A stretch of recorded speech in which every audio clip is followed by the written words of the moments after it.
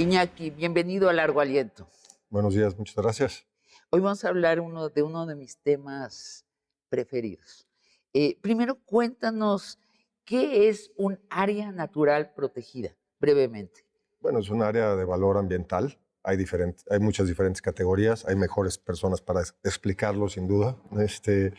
Pero en el caso del área natural protegida del Parque Ecológico Lago de Texcoco, pues es un área de alto valor ambiental, tanto para el Valle de México y el futuro del Valle de México en el contexto de cambio climático, como para todas las especies que lo habitamos, ¿no? Humanas y muchas otras. La reserva de Texcoco, de la que tú eres arquitecto, ¿de qué tamaño es? Son 14.030 hectáreas lo que se decretó como área natural protegida. Ahora, somos ya más de 11.000 personas que hemos trabajado ahí, entonces decir que yo soy el arquitecto sería un poco demasiado, ¿no? Yo tengo el gusto de poder dirigir todo el proyecto. Y eres arquitecto. Soy arquitecto. Iñaki, ¿qué es 14,000 hectáreas? Danos un símil. ¿Cuántos parques de Chapultepec caben en 14,000 hectáreas?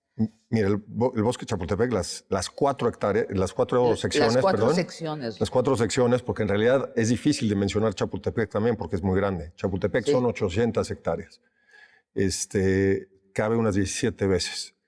O sea, Chapultepec es un poquito más grande que la reserva, por ejemplo, de Ciudad Universitaria, que son 700, ¿no? Entonces, para dar otras escalas, pues, la reserva es más o menos, o sea, el área natural es del tamaño de Torreón, es 2 veces Tabasco, es 2 veces Oaxaca. ¿El estado de Tabasco? No. No, la ciudad de Villahermosa, Tabasco. perdón. Ya estoy exagerando. Fue mi error. Ajá. Villahermosa, la ciudad de Oaxaca, y como referente internacional, digamos, es unas 43 veces Central Park de Nueva York y unas 2.8 veces la isla de Manhattan. ¡Wow! Esto está en el Estado de México, colindando con qué alcaldías de la Ciudad de México. Bueno, está inmerso en el Estado de México, aunque son terrenos federales. Ajá. Y más bien colinda con municipios del Estado de México, con 5 municipios, con Texcoco, Atenco, Ecatepec, Neza y Chimalhuacán. ¿Y tiene el lago de Texcoco al centro? Bueno, es un territorio que es parte de lo que resta de lo que le llamamos el lago de Texcoco, que en realidad el lago de Texcoco eran 5 lagos.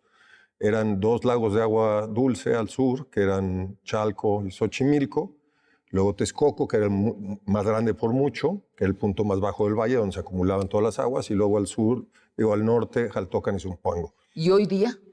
Hoy día lo que queda es parte de ese lago de Texcoco, parte de ese lago Salobre, algunos cuerpos de agua que se han mantenido, y sobre todo lo que queda es la oportunidad de recuperarlos. Salobre quiere decir que no es aguas dulces ni aguas saladas. Salobre es un término bastante coloquial. O sea, términos más científicos, los suelos en la zona son salinosódicos, está lleno de carbonatos de calcio, carbonatos de sodio, sales, etc. Entonces, lo que es un agua muy salada, Ajá. por llamarlo de alguna manera, salina, No potable. de altísima alcalinidad. No es potable. No quiere decir que no se pueda potabilizar, nada más que requiere energía para hacerse, y es un proceso que hay que evaluar qué tanto conviene. Ahora, el agua de lluvia, por ejemplo, si no se almacena por largos periodos, puede tratarse fácilmente. Lo que pasa es que si la dejas mucho tiempo, si hay mucha residencia y mucho tiempo, se termina salando y es un problema. Yo estuve allí invitada por ti y vi que habían plantado una barbaridad de hierbas que ayudan a purificar el agua. Bueno, tenemos algunos humedales de tratamiento, sin duda. ¿De tratamiento? Sí, propiamente. Y por medio de hierbas. Por medio de vegetación. Eso es fascinante, se llama fitorremediación, que en realidad es un proceso que lleva varias capas, ¿no? No nada más puras plantas. Pero sí, o sea, la idea del proyecto es demostrar que también se puede hacer ingeniería de otra forma, ¿no? Y no solo ingeniería... Ingeniería natural. Pues ingeniería, yo le llamo ingeniería suave. Arquitectura con la misma naturaleza. Así es. Y con los procesos químicos naturales, sin energías fósiles. O sea, es un concepto del siglo XXI. Sí, mira, yo lo que creo es, creo que te lo comenté ese día, que no creo en procesos milagro ni en productos milagro, ¿no? No creo que algo te pueda curar todo, ni creo que una sola estrategia te vaya a resolver todo. Entonces, lo que creo es que ahorita tenemos a la mano muchísimas herramientas y creo que hay que aprovechar todas. Ahora, hay formas de que esa ingeniería y esa arquitectura no solamente hagan su labor, digamos, de limpiarte el agua, de tratarlo, de almacenarla o lo que sea, sino además de aportar otros servicios, principalmente servicios ecosistémicos, ¿no? Sí, por ejemplo, también me enseñaste que hay árboles que plantaron para interrumpir el viento. Bueno, eso hizo con mucho éxito, particularmente en la época que Gerardo Krushan, que estuvo a cargo de lo que era la zona federal del lago de Texcoco. Ajá. Tanto pastizar como sembrar barreras de árboles. Y lo que estamos haciendo es aportar nuevas cosas. Encontramos más bien muchísimas más especies de las que luego comúnmente se cree que pueden crecer ahí, cerca de 240. Pero de esas 240 especies, pues bueno, ya trabajadas con la CONAMP, por ejemplo, después de que ya este equipo cambió, pues hay muchas especies que no se pueden utilizar ya porque son o invasivas, ¿no? O sea, pueden ser destructivas. Entonces, o no son de la zona, entonces tratamos de traer un poquito más lo que en la zona puede funcionar. ¿Prueba y error? O sea, porque te voy a preguntar también sobre las especies animales.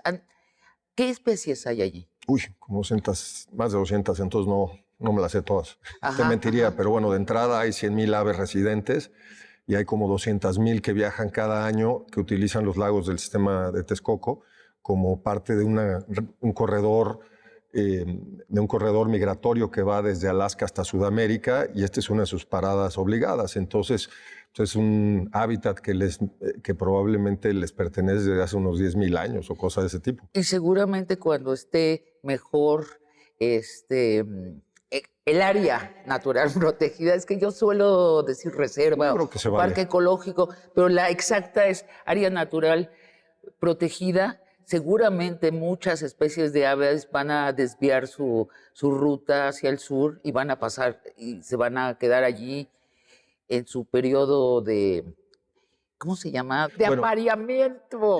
Mira, es una zona donde sí, de hecho ya lo vivimos hace unos años, 2020, cuando tuvimos unas lluvias que para algunos fueron catastróficas, pero para nosotros fueron maravillosas, porque de hecho, como no pudieron aplicar el protocolo normal de mandar todo el agua fuera del Valle de México y tuvieron que mantener ciertos excedentes aquí, pues vivimos esa zona con la vocación de lo que quiere ser lago. Vimos la cantidad de aves, o sea, los videos que yo tengo de las cantidad de aves que llegaron a la zona en ese momento y se quedaron un poco más de tiempo fue abrumante. Y el número de aves que anidaron, inclusive dentro de la zona que ya restauramos, digamos, con más arquitectura, por decirlo así, pues fue increíble. Casi todos esos kilómetros, esas hectáreas, se van a quedar en estado natural, sin construcciones, y una parte pequeña se va a convertir en un parque deportivo. A ver. De hecho, ya me lo enseñaste, ya está listo, ya están los campos de béisbol, ya ahí están los iglús para los picnics. ¿Y qué más? ¿Qué más en que cuando dices, o cuando yo digo que tú eres el arquitecto de esto, qué has construido? Lo que tratamos de hacer fue recuperar, o sea, fue un poco entender lo que ya había habido, lo que ya hay y lo que puede haber. Es un poco la filosofía, ¿no? Y qué es lo que puede haber, digamos, con hasta cierto punto el menor esfuerzo. Entonces, hay ciertas funciones esenciales que se tienen que mantener, es decir, temas de regulación y tratamiento de agua, pero sobre todo regulación para coadyuvar en la prevención de inundaciones. Ahí están ya construidas estas plantas. Ajá. Toda esta labor que hace la Conagua a través del OCABAM, pues sin duda es una de las funciones que tiene que mantenerse, ¿no? Es crucial para la seguridad humana, ¿no? Pero la idea es revestirla de otros servicios, como te decía, que van desde cuestiones ambientales que pueden ser captación y distribución de agua, mantenimiento de agua para crear hábitat, ¿no? Como hicimos hace unos años, porque el agua no necesariamente solo nos pertenece a nosotros, a veces se nos olvida que... No, a los primates parlanchines se nos olvida el resto de las especies del planeta. Al final del día, solamente el 1% del agua del planeta es dulce y disponible, y el suelo solamente mide como 50 centímetros ¿no? Es una capita bien delgadita que compartimos muchas especies. Entonces, pues no hay que olvidarnos que todos dependemos de todos, ¿no? O sea, esta es la filosofía que hay en esta reserva. No es solo para nosotros los humanos, es para todas las especies. Bueno, a mí me emociona mucho que esté sucediendo y esté sucediendo en México. Sin embargo, también va a ser para los humanos. ¿Quiénes se esperan que asistirán allí y en qué condiciones? ¿Cómo va a ser una visita a esta reserva? Mira, yo creo que cuando hablas de un territorio tan grande, no es una visita a toda la reserva. O sea, de hecho, pues tú lo viviste. O sea, como no la vueles en helicóptero, pues es casi imposible recorrer todo. Te tardarías al menos un día y medio y de forma muy intensa. Bueno, estuvimos medio día recorriéndola y no llegamos al fin. Recorrimos a lo mejor 2.500 hectáreas de las 14.000. Y son las que ya tienen calles porque ya existían. Despertarnos a las 4 de la mañana para llegar allí a las 5 y ver el amanecer, que es espectacular. Bueno, pero el amanecer vale la pena, ¿no? Sí. Mira, lo que tratamos de hacer fue crear tanto infraestructura como lo que te decía, para todas estas cuestiones de seguridad y demás que ya existen, o sea, mantenerlas, coadyuvar con ellas y luego crear infraestructura que no existe, es decir, reciclar parte de lo que encontramos ahí, por ejemplo, para mantenerlo como pistas de bicicletas y una serie de cosas. Todos los clubes de ciclistas que han ido están entusiasmadísimos. Sí, están las veredas. Nada más darle la vuelta a la barda por dentro tiene 33 kilómetros planos, ¿no? Eso no existe en el Valle de México. Y luego construimos, por ejemplo, un mirador en el lago Nabor Carrillo, que es un espacio que no es accesible para el público y no lo era hasta ahora, pero creo que es un sitio que va a emocionar mucho ver 900 hectáreas de agua. Es más grande que Chapultepec. ¿Van a haber barquitas? No. El agua todavía no está en ese nivel de tratamiento. Pero más bien eventualmente lo estará. Y además es un área natural protegida. Entonces todas esas cosas tienen que ir haciendo con mucho cuidado. O sea, el abrirlo al público es un tema que tiene más que ver, te diría yo, con emocionar, con sensibilizar y hasta con educar, ¿no? Entonces, pero simplemente observar, ¿no? Cuando vives en la zona y de repente ves que tienes esto al lado y darte cuenta que todo al lado tuyo podría ser eso, pues creo que es un cambio mental muy importante. Sí, claro, y dentro hay veredas para caminarlo y hay de vez en cuando miradores de madera preciosos, sin ventanas ni nada, que te puedes sentar a descansar, que será inevitable que la gente se detenga y se suban a una torre y puedan ver pájaros, traigan sus aparatos, sus largavistas. Es como un homenaje a la naturaleza, incluida a nuestra naturaleza humana, ponernos en contacto con la naturaleza no humana. Sí, bueno, pues ahí no hay pregunta, está muy lindo lo que acabas de decir. Mira, la verdad es que es un espacio increíble, tiene además esta cosa que cambia con las estaciones radicalmente y dramáticamente. Sí. Si uno va ahorita en temporada de secas, pues es prácticamente amarillo, pardo, ocres, ¿no? Todo seco, pero sin embargo pues, están las aves aquí porque es cuando migran de Alaska y de Canadá y de Estados Unidos. Sí. Después viene la temporada de lluvias, que es nuestro otro ciclo, y entonces cambia, se pone todo verde. De repente, si tenemos suerte y tenemos suficiente lluvia, pues encharca, se llena de aves, que sí son residentes, ¿no? Aunque no tantas como en invierno. Y de alguna manera cambia el paisaje. Y luego, por el otro lado, pues vamos a tener estas estructuras, ¿no? Como las que mencionas, los pabellones y demás, que uno va a poder hacer bicicleta, por ejemplo, de ruta, o lo que le llaman ahora de grava, ¿no? El gravel famoso para bicicleta, para poder andar entre los andadores, que lo que buscan es generar zonas de inundación para poder rescatar hábitat, que fue lo que pasó hace 3 años, que gracias a eso todavía hay zonas que antes eran una tierra muerta, que ahorita son pastos, ¿no? No en todo se pudo intervenir, porque había también que gestionar con los compañeros de CONAM, con los compañeros de Pueblos del Oriente, y había ciertas cosas que eran un poco teoría, entonces gestionamos una serie de intervenciones consensuadas, creo que eso fue algo muy importante, y es lo que se logró. Por el otro lado, bueno, pues construimos lo que viste, el deportivo, que es una pequeña área respecto al parque, es como o sea, el área de concreto ahí, hay gente que le ha hablado mucho, pero son como 0.5% de toda la reserva, o sea, no es nada. Sin embargo, el deportivo completo pues son cerca de 270 hectáreas. Para dar una idea, eso es más grande que la primera sección del bosque de Chapultepec.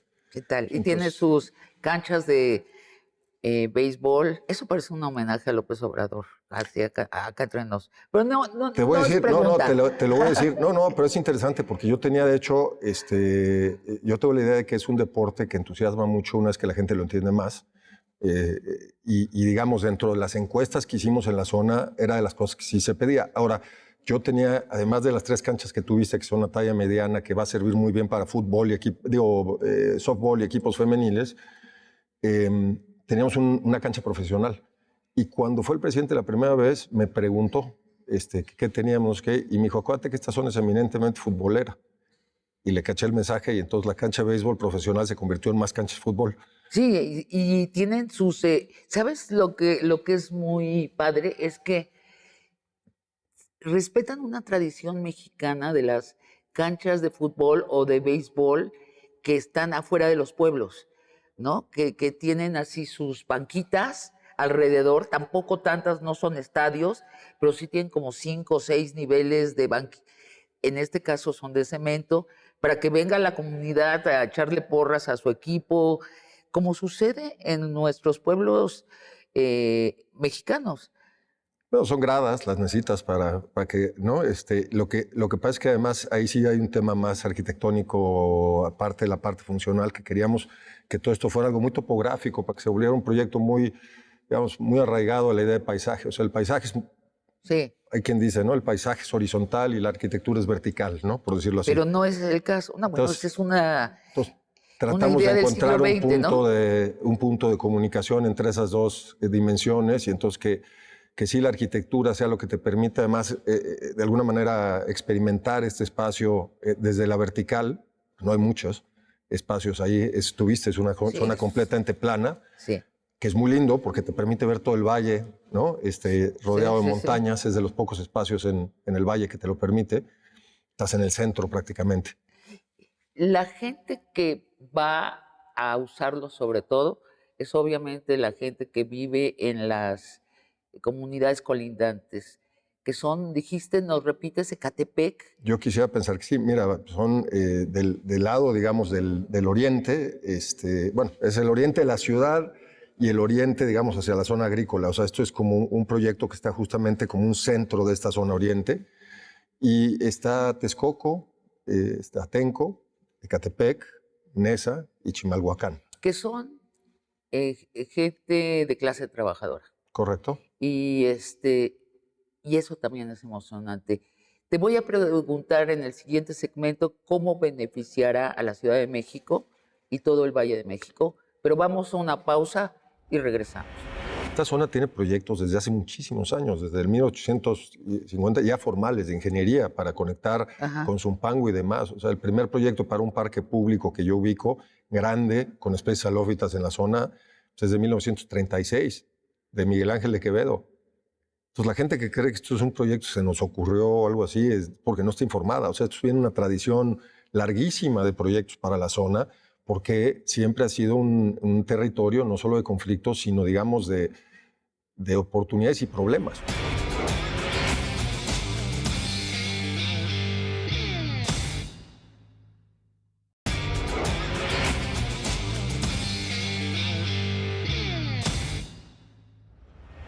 ¿Cuánto ha costado esta reserva? Mira, me gusta hablar más del número con el que vamos a terminar ya este año, y me gusta verlo más como una inversión. Sí, Van a ser 5.500 millones de pesos aproximadamente. Pero hablo de inversión porque, por ejemplo, el vivero que hicimos, que fue la primera etapa que hicimos, primerísima etapa que hicimos, que al principio se atacó mucho por el precio, por cierta gente y demás, pues ya a estas alturas se pagó solo. O sea, la vegetación que hubiéramos tenido que comprar como parte del proyecto para poder simplemente pastizar las más de 50 hectáreas que ya hemos pastizado, pues ya se pagó en planta, ¿no? como arquitecto, ¿no te fascina la capacidad de producción de la naturaleza? Es una maravilla. La resiliencia de la naturaleza es increíble. Mira, yo soy de la idea que más bien es como que si la dejamos de molestar, solita se arregla. Está bien. Este, Y la capacidad de arquitectura de la naturaleza, cómo, digo, las formas naturales, a ti como arquitecto, ¿te ha cambiado la vida estar estos últimos 6 años tan cerca, diario, cerca de las plantas? Sí, sin duda. Me hubiera gustado estar más cerca de las plantas. La verdad es que luego, cuando estás haciendo todo esto, estoy haciendo tantas cosas que no creas que he podido estar tan cerca como me hubiera gustado. Pero sin duda, el poder ir 2 veces a la semana o tal a ver el amanecer simplemente, pues ya es otra forma de ver este valle y entender el potencial que tiene y la oportunidad que tenemos de transformarlo. Que eso es de lo más importante que existe en el proyecto. O Y te sea, lo pregunto directamente, ¿esto será un pulmón para la Ciudad de México? sí, claro, eventualmente y en la medida en que lo permitamos, sí. Mira, el mantra del proyecto es que es un proyecto de justicia ambiental y social, ¿no? Ubicado en la parte más desprotegida y olvidada del Valle de México. O sea, esto es lo central. Eso es lo central. Es Ahora, darles este lugar a esta clase trabajadora que vive allí. a todas las comunidades, las más vulnerables, o sea, para todos, pero sobre todo a las Sobre comunidades más todo a las vulnerables del colindantes. Valle, Sí, incluidas las, como te decía, las no humanas, o sea, todas las claro. comunidades que lo habitamos. Ahora, ¿cuál es ese es el objetivo del proyecto? Ahora, ¿cuál es el mantra? Pues es tratar de mantener todo el agua que podamos, sobre todo cuando hay excedentes, mientras que esto no vaya en el detrimento de la forma de vida, en el sentido, digamos, de la capacidad de tener una vida de nadie más. Es decir, no vamos a quitar agua de alguien que la usa para agricultura, ¿no? Sí.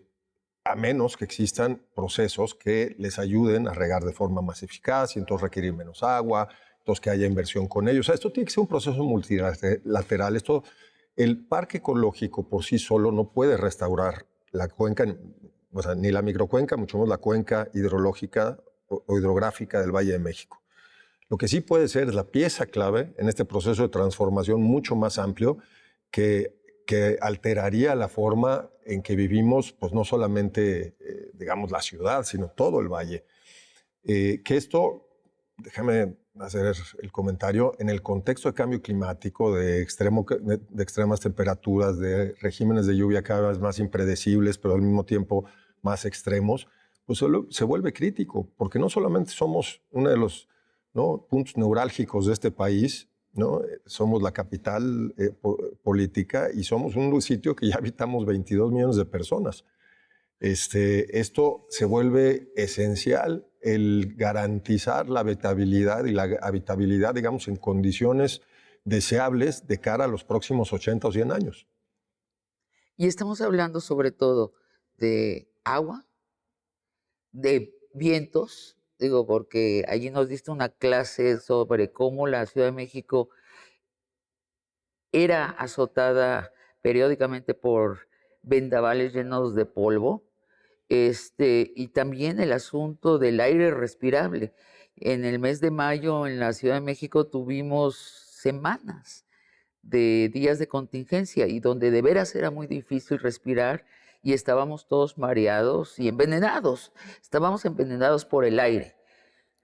Mira, los humedales, muchas veces mal llamados pantanos, ¿no?, a nivel histórico, los humedales son, a pesar de ser un sistema relativamente poco extendido en el planeta, es el sistema planetario que más biodiversidad alberga. 40% de la diversidad de especies en el planeta habita humedales y son los sumideros de carbono más importantes del planeta. Evidentemente hay unos que captan más que otros, ¿no? Pero algunos de ellos, los wetlands, que les llaman en inglés, son inclusive más eficaces que la selva amazónica, o sea, las selvas tropicales. Entonces, en la medida en que recuperemos los humedales que todavía podemos recuperar, tanto al sur en Xochimilco, en Chalco, como al norte en Zumpango y en Jaltocan, y sin duda en el lago Texcoco, pues vamos a tener no solamente una mejor calidad de aire, una mucho mejor humedad relativa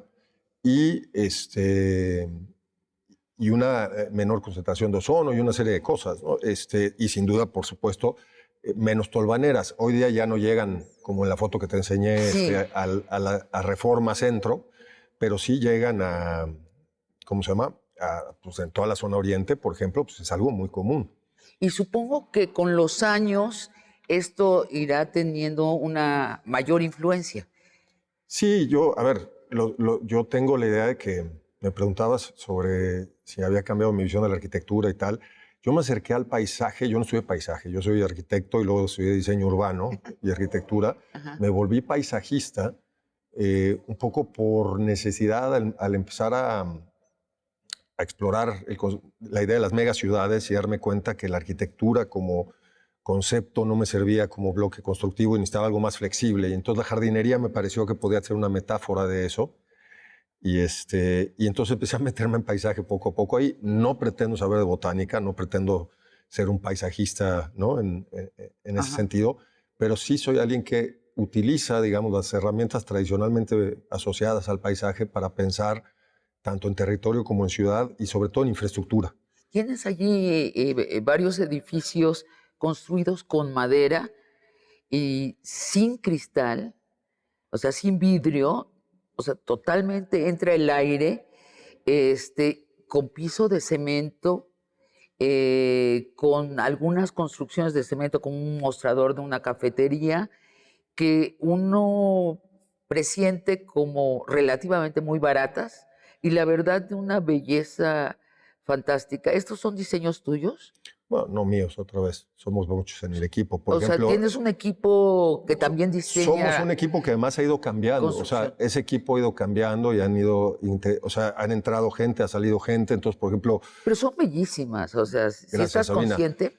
Gracias, Sabina. Sí, sí. A ver, lo que sí, yo no necesariamente todo es en mi mano propiamente, así, a ver, pero sí, o sea, nada ha pasado sin que yo le diera el visto bueno. O sea, eso porque sí. De esta idea del siglo XX de que la arquitectura era para guardarte y separarte de la naturaleza, estas construcciones que hay allí se funden con la naturaleza y no solo estéticamente.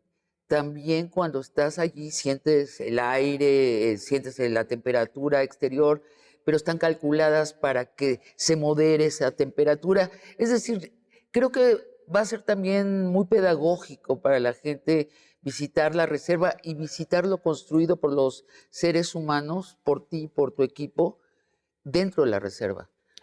Yo espero que sí. Mira, la idea, por ejemplo, todo el tema de la madera aquí, ahora en todo el mundo hay así como una especie de, ¿cómo le dicen? De no usar madera. No, al revés. ¿Sí? Se está poniendo como una moda, ¿no? Que yo Sí. creo que puede ser también un poco peligroso ver las cosas otra vez como soluciones, ¿no? Totalitarias. O sea, los seres humanos. Nos encantan las recetas. Donde nos apendejamos es donde empezamos a hacer lo que funcionó acá, que lo queremos hacer en todas partes. Nos encantan las recetas y además es la base del capitalismo, ¿no? Te vendo lo mismo en todos lados. Entonces, pero además las recetas, o sea, para bajar de peso queremos que nos den una receta para tal y queremos hacer que con una sola cosa, ¿no? Sí. Cuando en realidad probablemente necesitas varias, ¿no? A lo mejor relajarte, comer mejor, hacer ejercicio, o sea, una serie de cosas. Claro. Aquí el tema de usar madera tuvo que ver con dos cosas que te platicaba. Una, construir en concreto es riesgoso. Es un pésimo suelo, pésimo suelo. La gente no dimensiona a qué nivel hay hundimientos diferenciales de hasta 80 centímetros anuales medidos en la zona. Y no es cierto que puedes pilotear hasta llegar a suelo firme, eso no existe. O sea, lo que puedes generar son cierta fricción, pero ha habido mucho riesgo y por eso algunas de las plantas de tratamiento se han hundido, no funcionan. Me platican algunos ejidatarios de la zona que se les han ido caballos hasta el cuello, ¿no? Hay camiones, eso sí me ha tocado verlo a mí, que por tirar gotitas de agua a una pipa, de repente se te va a la pipa una llanta completa, ¿no? Eso sí ya en procesos de obra nuestros. Entonces, la madera resultaba un intermedio, porque la otra alternativa, que era construir con acero, por ejemplo, que es mucho más ligero, tiene un problema, y es que te platicaba de las condiciones del suelo, y el suelo es altamente alcalino, pero tiene niveles de alcalinidad brutales. O sea, hemos medido en agua que tiene mucho tiempo de residencia hasta pHs de 12. Esto se come hasta el concreto. Entonces, usar acero implica mucho mantenimiento y entonces tratamos de usar lo menos posible. No es que no lo usamos, pero fue lo menos posible. Y la madera llegaba, como que se encontraba en un punto medio, digamos, entre estos dos, en donde también requiere mantenimiento, pero, digamos, no es tan frecuente y además, entre comillas, se envejece de una forma muy bella, ¿no? O sea, no se ve como el juego del parque oxidado hecho pomada, ¿no? Sino que tiene cierto carácter. Así es. Entonces, decidimos probarlo en el primer edificio, con el primer equipo de arquitectura en que participaban pues, varios, o muchos, Monserrat. ¿Es madera de allí? No, no es madera. No es madera local, no hay madera ahí. Y la madera que podemos traer, digamos, era o pino, que hubiera sido lo más fácil, o madera tropical, siendo que es obra pública, decidí usar madera tropical por un tema de que no estaba tan explorado y me daba un poco digamos, de nervio usar una madera que no estuviera yo seguro que podía aguantar el tiempo y el mantenimiento que se puede dar en un espacio público. Entonces trajimos madera tropical, trajimos checozapote principalmente. Déjame preguntarte, estando allí me contaste que este es un proyecto que le presentaste al presidente Calderón en esta casa, en Los Pinos, en alguno de las terrazas de Los Pinos. ¿Se lo presentaste? Bueno, él fue en su biblioteca. Fue en su biblioteca. Gente de su equipo fue en otros espacios. ¿Se lo presentaste y qué dijo Calderón? Fue muy receptivo y de hecho le dio luz verde a los anteproyectos y fue cuando trabajamos en esto hace casi, pues que son como 14 años, casi 15 años. ¿Y por qué no se hizo? Eso sí, pregúnteselo a él. ¿No lo sabes? Se lo voy a preguntar cuando lo entrevistemos. Pregúnteselo a él, pero bueno, fue parte de lo que inclusive creo que le gustó al presidente López Obrador, el hecho que era un proyecto que venía de antes. Ese encuentro, ¿cómo es? ¿Tú vas con el presidente López Obrador y se lo vuelves a presentar? Sí, recibí una llamada estaba dando clases en Estados Unidos en esa época. Para ese momento yo había pues, velado, llorado y enterrado al proyecto. Sí, ¿recibes una llamada? En UPenn recibo una llamada y entonces me dicen que si podría yo hablar con el presidente López Obrador. ¿Ya era presidente? Sí, estaba electo, pero todavía estaba en la casa de campaña. Ajá. Y pues hasta pensé que era broma, ¿no? O sea, pensé que alguien me estaba molestando. Y, sí. Y cuando me di cuenta que era en serio, pues ya les dije, no, bueno, no puedo hoy porque estoy fuera de México, pero mañana tomo un avión, ¿no? Era un miércoles. Y lo veo mañana. No se preocupe, el viernes. Entonces ya fui, pasé a la casa de campaña, toqué una puerta, me abrió él. ¿Te abrió él personalmente? Me ofreció... Esto es en la Condesa, ¿no? Por ahí. En la Roma. En la Roma, sí. Me ofreció hacerme un café y pues ya me... ¿Te sirvió un café? No lo acepté. ¿Por qué? Me dio pena. ¿Te dio pena tomarte el café? No pena, pero pues como que me sentí que mejor le presentaba el proyecto y no le daba lata. Pero bueno, pena no me da muchas cosas, la verdad, pero Qué chistoso. Ajá. ¿Y se lo presentaste? A él y a otra persona. ¿Verbalmente? Con un libro que justamente alguien le había acercado, como un reporte que habíamos impreso pues, de 15 años antes. Entonces, usando el libro, le expliqué de qué se trataba y luego todavía le enseñé un video que habíamos hecho de esa época y le interesó. Entonces me invitó a sumarme, pero pues con la condición de que tenía que ser desde el gobierno y como director general, ya no como arquitecto del proyecto. O sea, ¿el plan con Calderón era hacerlo fuera del gobierno? Yo no estaba en el gobierno, yo no trabajaba en el gobierno. Entonces tú te vuelves funcionario del gobierno. Es la condición que tiene López Obrador. Correcto. Ya eres funcionario del gobierno. Qué sorpresa para ti, ¿no? Sí, dado tu recorrido biográfico, una sorpresa que seas funcionario. Pero no nos detengamos en estas cosas. Si quieres hacer reír a Dios, cuéntale tus planes. Que digo que si quieres hacer reír a Dios, cuéntale tus planes, ¿no? Dicen por ahí. Y entonces te da cuando ya es presidente, supongo que te da el banderazo y te dice adelante. Sí. ¿Y te aprueba el presupuesto? Sí, desde que lo platicamos. De hecho, no existían las estructuras para ejecutarlo y demás, pero sí, desde el primer año me apoyó. ¿Y le molesta que sea un proyecto que ya había conocido Calderón? No, me dio toda la impresión contraria, al contrario. A ver, ¿por qué? Pues porque no era una ocurrencia, no era nada. Además, se veía claro que es... A ver, además esto es algo que existe hace mucho. Creo que te lo expliqué ese día que fuimos, ¿te acuerdas? Esta zona tiene proyectos desde hace muchísimos años, desde el 1850, ya formales de ingeniería para conectar con Zumpango y demás. O sea, el primer proyecto para un parque público que yo ubico, grande, con especies halófitas en la zona, pues es de 1936, de Miguel Ángel de Quevedo. Entonces, la gente que cree que esto es un proyecto que se nos ocurrió o algo así es porque no está informada. O sea, esto viene una tradición larguísima de proyectos para la zona, porque siempre ha sido un territorio no solo de conflictos, sino, digamos, de oportunidades y problemas. Claro. Entonces, ahora, sí se necesitan presidentes con una sensibilidad especial para que inviertan en salud ecológica. Nuestros debates, no sé si los has estado viendo, los debates de las candidatas, Ni se habla de, no se habla de cambio climático, a lo más que llegan a decir, ay, bueno, las celdas solares, no que sean despreciables, pero sí es como el A de todo un vocabulario de la ecología que termina en la Z. Sí, bueno, yo creo que hoy día nadie no puede estar vinculado con el tema de cambio climático y sin duda, bueno, la doctora, pues eso era lo que hacía, entonces estoy seguro de que no.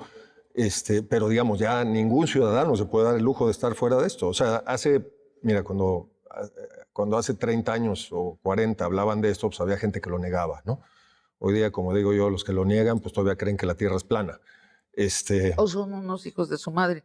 O sea, porque Trump lo sigue negando. Pero lo que niegan ya no se atreven a negar que existe, ya lo que niegan es que la actividad humana esté relacionada y que son procesos naturales del planeta. Sí. Y sobre eso te quiero preguntar más en nuestro último segmento.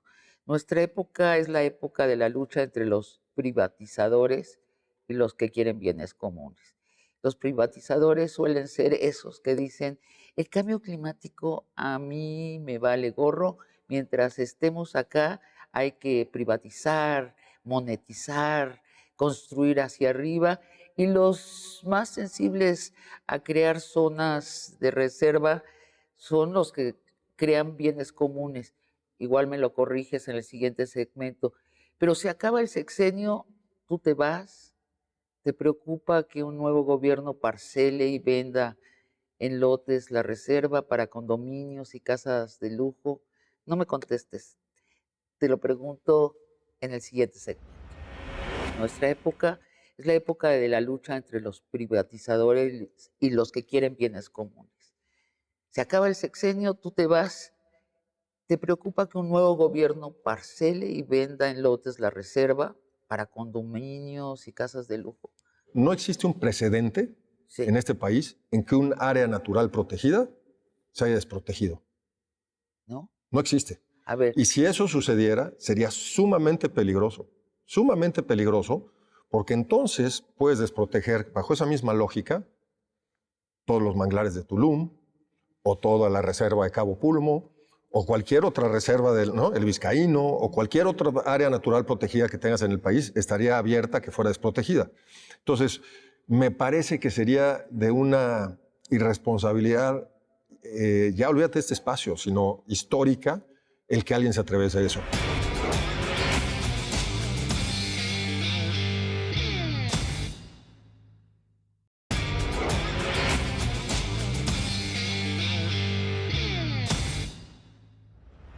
Iñaki, te decía algo que tú sabes que también los que nos están viendo y oyendo saben, nuestra época es la época de la lucha entre los privatizadores y los que quieren bienes comunes. Se acaba el sexenio, tú te vas. ¿Te preocupa que un nuevo gobierno parcele y venda en lotes la reserva para condominios y casas de lujo? Yo quisiera creer que no solo estamos en un escenario, digo, además el planeta es muy diferente en muchos lados, pero estoy de acuerdo en que no estamos generalizando, pero no necesariamente estamos en una absoluta lucha de clases y una lucha de privados contra públicos. Otra vez, creo mucho en las herramientas, en la caja de herramientas más amplia, ¿no? Entonces creo que lo que conviene es que el Estado tenga las mejores condiciones siempre. Y si eso es operar de una cierta forma privada algunas cosas, si eso es operar en públicas, yo creo que hay que detectar cuáles son los puntos neurálgicos que nunca hay que dejar en manos del negocio. O sea, por ejemplo, la vivienda en este país fue un desastre en los 80s, cuando se decidió que la mano invisible del mercado iba a organizar a todas las vivienderas, y entonces resultó que la vivienda se desarrolló en los terrenos más baratos que encontraba esta gente. Sí. Y luego tenía que llegar el Estado, ponerles transporte, seguridad, escuelas, etcétera. O sea, eso no puede pasar. Tiene que haber un desarrollo estratégico. En este país existía una agencia de unas 6,000, 7,000 personas que se dedicaban a hacer planos que mapeaban desde la química del suelo hasta la geografía, hasta el riesgo de inundaciones y las manchas urbanas y todo lo que tenga que ver con topografía, orografía, etcétera, del país, para entender el potencial de desarrollo. Se desapareció en el salinato. Entonces, hay que recuperar esa capacidad, digamos, de conocimiento estratégico y de planeación estratégica, sin duda alguna, ¿no? En función de los intereses. No está pasando todavía en el país, eso hay que decirlo. Se está desarrollando donde hay cierta gente que puede llegar a poner ciertas inversiones privadas. por ejemplo, cuando hubo esta crisis del agua en Monterrey, decían, ¿cómo no va a entrar Tesla con todos los empleos porque no hay agua? Bueno, si no hay agua, no hay agua. Perdón, hay que ver alternativas, sí, hay que ver alternativas, pero hay que ver eso. O sea, pero tener vacas lecheras en zonas donde no hay agua y andar desviando agua para sembrar eso, pues es un tema tremendo. Sí, o sea, los recursos hay que entender que son finitos y los recursos finitos son no solamente el agua, sino el territorio y muchas cuestiones, sobre todo el territorio fértil. Entonces... Pero sí es factible. Es decir, tú dices eso, no debería de ser. No, o sea, eso sucede en todos lados. Ahora, dicho eso, no existe un precedente en este país en que un área natural protegida se haya desprotegido. ¿No? No existe. A ver. Y si eso sucediera, sería sumamente peligroso, porque entonces puedes desproteger, bajo esa misma lógica, todos los manglares de Tulum, o toda la reserva de Cabo Pulmo, o cualquier otra reserva el Vizcaíno, o cualquier otra área natural protegida que tengas en el país, estaría abierta que fuera desprotegida.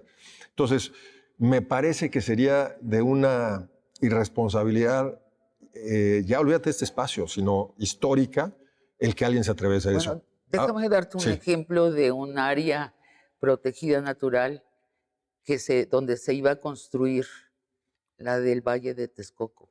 Allí se iba a construir un aeropuerto, no solo se iba a construir, ya está el piso tendido allí de cemento de este enorme aeropuerto y el plan, estoy segura que no te sorprende lo que te voy a decir, que lo sabes de sobra, se iba a parcelar y se iba a vender y se iba a construir todo eso. Ese era el plan de Peña Nieto.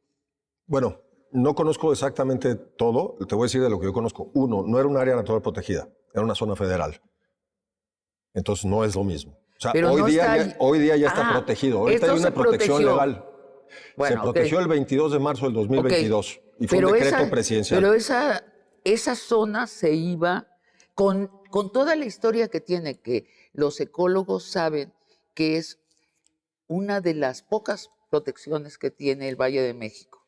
Sí. Ecológico, lo iban a construir todo. Mira, déjame acotar. Primero, el aeropuerto, lo que iba a ser el llamado aeropuerto, el nuevo aeropuerto, no es del tamaño de la reserva.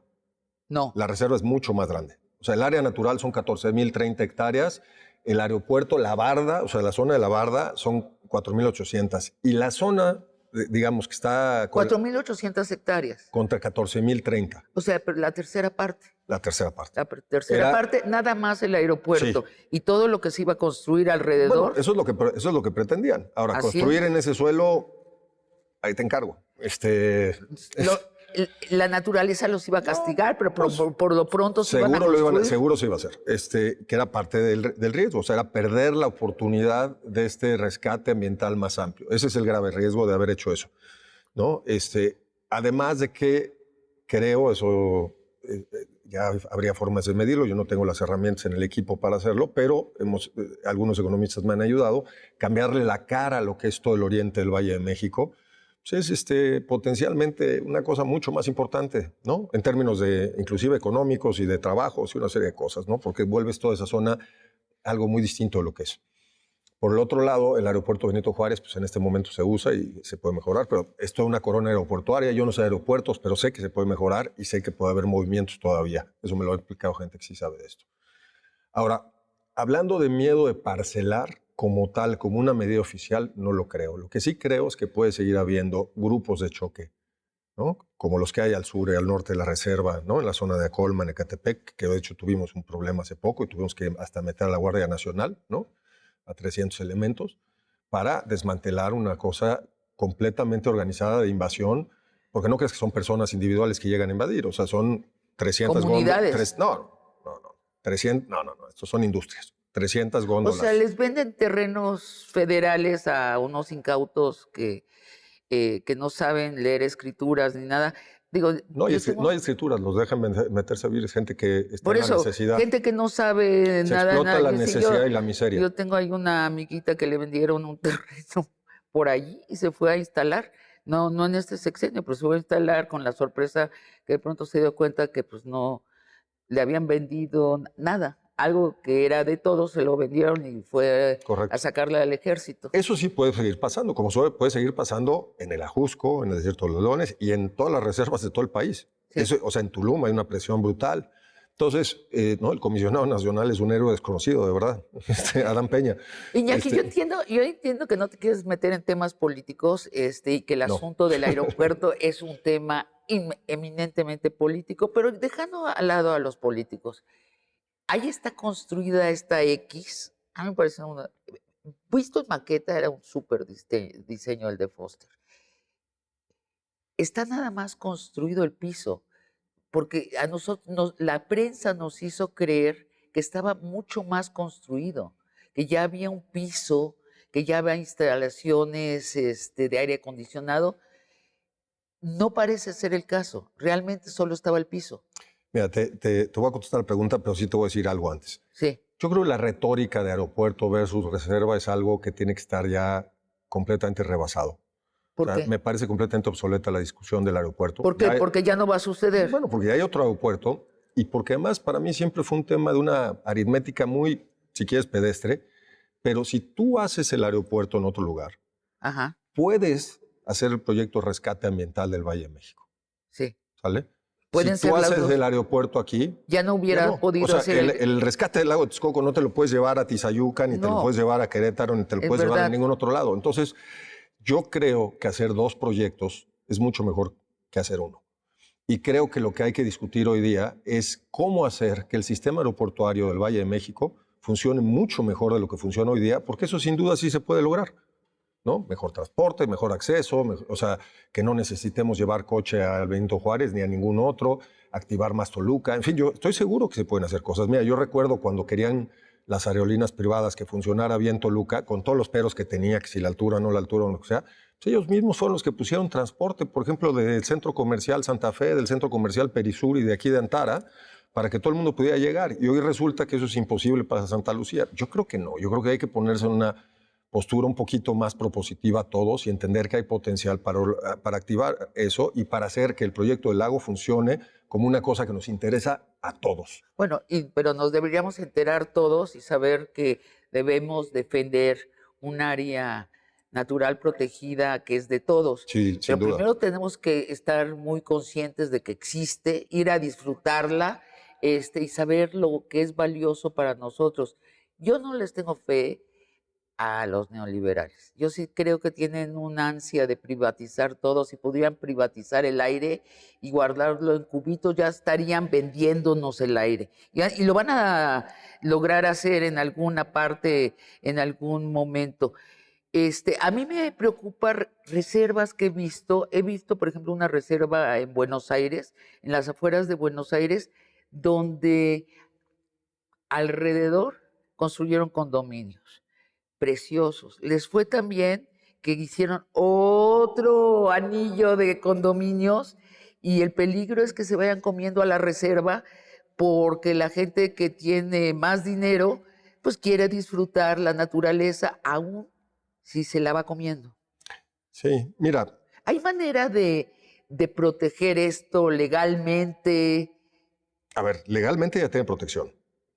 O sea, no solamente el hecho de que es un área natural protegida, sino que se declararon los humedales como una zona de importancia Ramsar, que todavía no es un estatus que obliga a los países, pero sí da muchísima responsabilidad internacional respecto al asunto, y se está decretada desde hace muchos años como una zona de importancia para las aves. Ahora, tenemos un grupo que está trabajando de forma voluntaria en España, en el IE, estudiando qué otros niveles de protección internacional se le pueden otorgar a la reserva.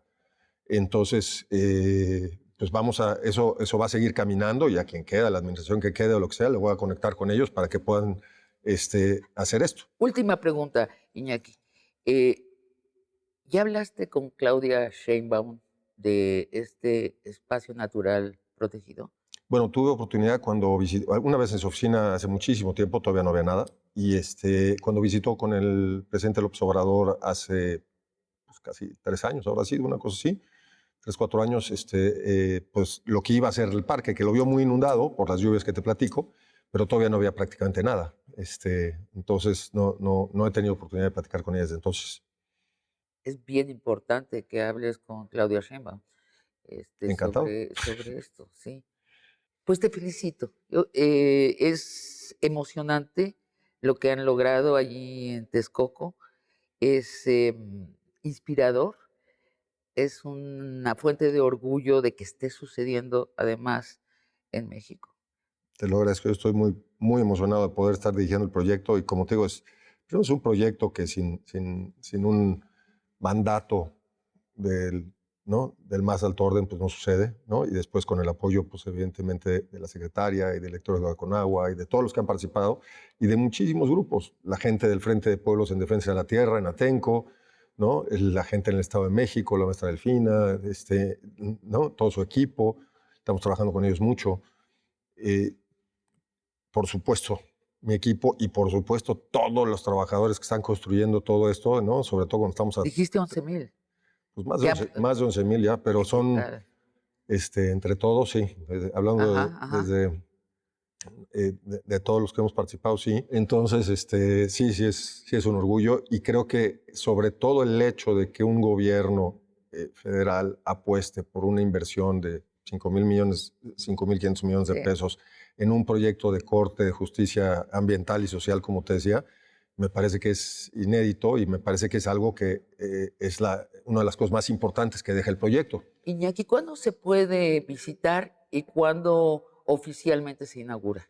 Fecha oficial todavía no tenemos, seguramente será en la semana del 19 al 25 de agosto, una cosa por ahí. ¿Y se puede visitar desde ya? No, mira, tenemos mucha construcción, Sí. entonces la verdad es que sí doy algunas visitas guiadas, Sí, no pero me consta con... casco y íbamos con todo con el asunto, o casco sea, ahí. sí, y por ejemplo ha habido gente, investigadores y tal, que me piden oportunidad de poder ir, recorrer y tal, y pues no puedo tener a la gente así, Entonces todavía no. es peligroso. Pero ya en septiembre, ya quien Sí, quiera puede ir allá. sí. ¿Hay transporte público para llegar? Va a haber, estamos trabajando particularmente con el secretario Daniel Cibaja del Estado de México, el secretario de Movilidad, de hecho hoy lo veo, para poder instrumentar 3 posiciones de lanzaderas que puedan llevar a la gente al parque desde la zona metropolitana y del otro lado desde Texcoco.